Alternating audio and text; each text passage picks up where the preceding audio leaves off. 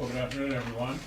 What we know for sure is the FBI report did not corroborate any of the allegations against Judge Kavanaugh.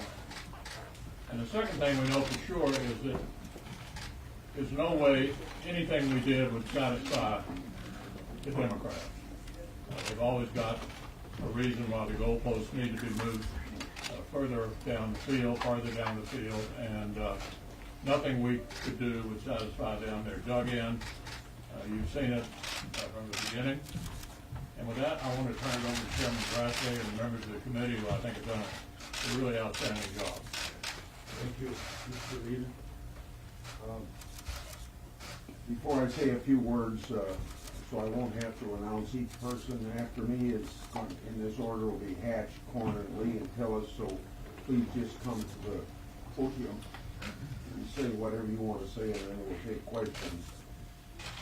This is the 87th day.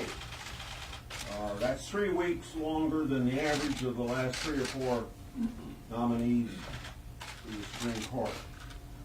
So don't tell me you haven't spent enough time.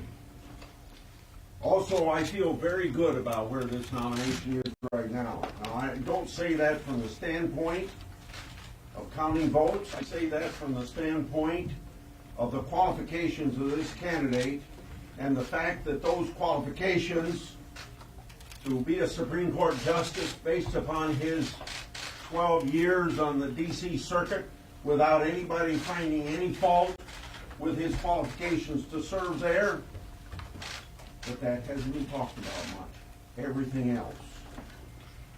This person is very well qualified. A person that believes in the principles of due process, the presumption of innocence, and readiness to serve are recognized. So Judge Kavanaugh should be confirmed on Saturday. Now, this started downhill very quickly on about July the 10th, when Schumer said that we're going to do everything we can to stop this nomination. And you can look back 87 days and you can see that everything but whether he's qualified to serve has been brought up. I've tried to commit, and I think I've carried out what I promised immediately, that we were going to have a fair and thorough process. We have had a fair and thorough process, and I think that's best demonstrated by the fact that the minute I read about who the person was in the Feinstein letter, Dr. Ford, I read about her name in the paper, and we got on it right away to provide the forum she wanted. And in turn, we provided the same forum for Kavanaugh. But what I've been dealing with since July the 10th, the downhill slope that Schumer's put us on, is really dealing with the demolition derby. And we just about destroyed a good person to be on the Supreme Court. So, hopefully we're 48 hours away from having a new person on the Supreme Court. I certainly endorse everything that the chairman of the committee has said. But I'm disappointed in my Democratic colleagues for what they're doing. There's no excuse for it, but they're doing it. I'm grateful to the FBI for their efforts in doing a thorough, very important investigation. Many of us have said that if Judge Kavanaugh did what he's been accused of doing by some of the Democrats and outside people, some outside people, he should be disqualified. But after investigations from both the committee and the FBI, we have found nothing, absolutely nothing to corroborate accusations against him. And we need to confirm him right away. His confirmation will be a victory for the Senate as an institution, a reminder that the politics of baseless personal destruction has no place here. I think he's one of the best nominees I've seen in my 42 years in the United States Senate. I apologize to him for the way he's been treated. Yes, this is an important position. Yes, and Democrats have a right to feel very worried and upset about a Republican getting this seat, because they thought they had won the election. But that isn't the case. And our side has handled this, I think, with discretion, handling every problem that has come up. And frankly, I hope we can just move forward and get this done. It's the right thing to do. Judge Kavanaugh is a great judge. He'll make a great justice on the United States Supreme Court. And I intend to do everything I possibly can to make sure he gets there as quickly as we can.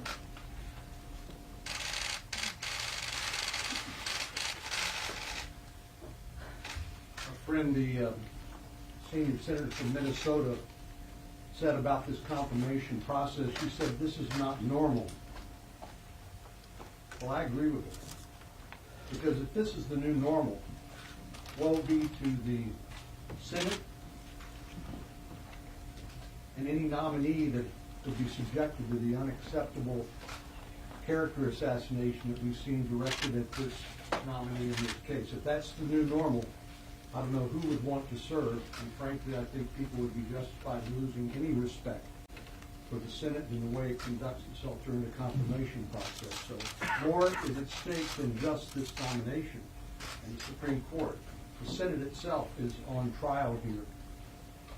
A vote against Judge Kavanaugh tomorrow will be an endorsement of the mishandling of this confirmation process because of hiding relevant information that could have been examined on a bipartisan basis in a way that respected Dr. Ford's request for privacy, and gotten to the bottom of this, as we have attempted to do now with 20 million people watching on television. A vote against Judge Kavanaugh tomorrow will be a vote for abusing the confirmation process and a good person, and it will be a vote for the shameful intimidation tactics that have been employed as part of an orchestrated smear campaign.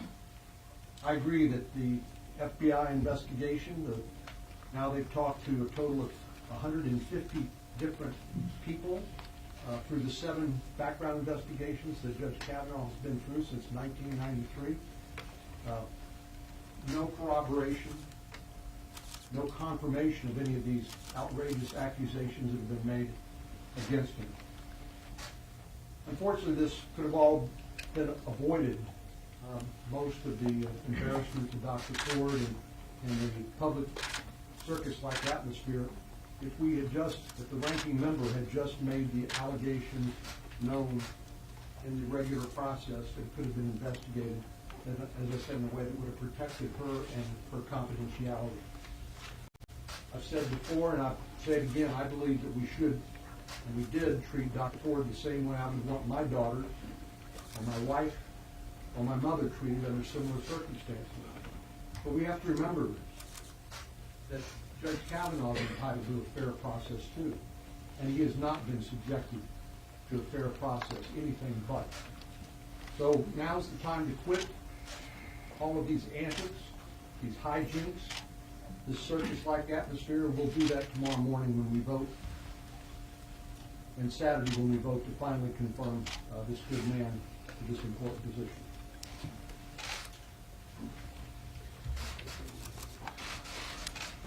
The process of reviewing the FBI reports that we received this morning has been exhaustive. It has been a collaborative process with my colleagues. It occurred in a classified environment because these are documents that we're not allowed to disclose to the public. But because we can review them in only one place, we reviewed them together, and we stopped and we talked about each point made to make sure that we understood the message from each interview and each report. Although that part of it, by operation of law, is not allowed to be public, I want to give you the assurance that we treated these documents just as we treated each and every allegation with utmost seriousness, with a desire to do nothing more than search for the truth. And just as we've spent hours upon hours hearing testimony in open hearings before the public, we've also spent hours upon hours reviewing these documents in a classified environment. Allegations of sexual misconduct are serious, of sexual assault are of a most serious nature, and always have to be treated with utmost seriousness. They have been in this case.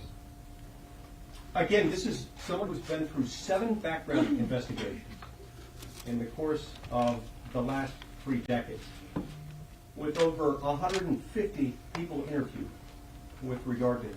This is a man of outstanding character who has lived an exemplary life. He and his family have been subjected to a lot of questioning, a lot of embarrassment, a lot of humiliation in recent weeks. That has been a difficult part of this process for him. But in the process of doing that, he's proven his character and his willingness to be candid with the public, and even sharing facts that are at times uncomfortable.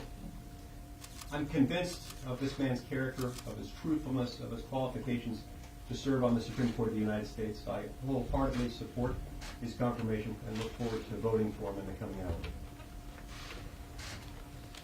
Well, I agree with everything my colleagues have said. I also want to say that Dr. Ford, I firmly believe, experienced a traumatic event in her life. I just also believe that there's no evidence that we've seen through the FBI background checks, through the time that we've spent in the hearing, to substantiate that these claims are properly alleged and directed towards Judge Kavanaugh. Thousands of pages in that briefing room. Senator Lee and I were in that room together for an hour. We braked for an hour, then we were all back for 2 hours. At the desk is also some 1,500 pages that document the prior FBI background investigations. And in none of those was there any reference, and keep in mind, this goes back 23, 24 years. This would have only been 6 or 7 years after he was out of college. Certainly, if it was in recent memory, you would have seen some whiff or some suggestion, and yet there was none. The last thing I'll leave you with is, it appears as though since one of the tacks that some of my colleagues on the other side of the aisle have taken here is not working, they're not really able to substantiate the allegations, now they've moved to this narrative of the way he behaved in the hearing last week was somehow putting to question his judicial temperament. In the 31 hours that he was before the Judiciary Committee, I saw Judge Kavanaugh. He was extremely patient with unfair questions being cut off, but he maintained his poise throughout those 32 hours with very few breaks. Last week, I saw Brett Kavanaugh. I wasn't judging him as a judge. I was judging him as a human being who's having his life destroyed before his very eyes, having his 13-year-old daughter heartbroken, and having his wife issue death threats.